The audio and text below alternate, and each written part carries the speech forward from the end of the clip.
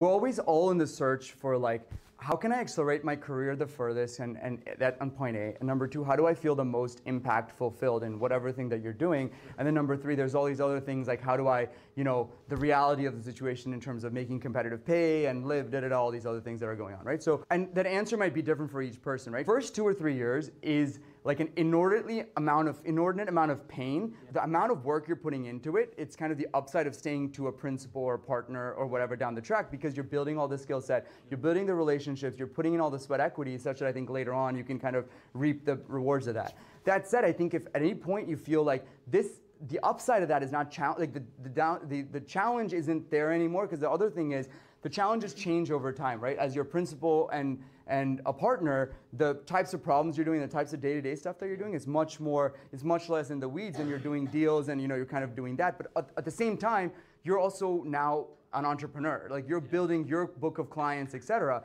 So if any of those things kind of stop, and then you're on the road like half the time and all these other things. So there's the practical realities of it. So if any of these things then don't kind of align up with your values or whatever at that point in time, then I think it's important to kind of step back and be like, what's out there?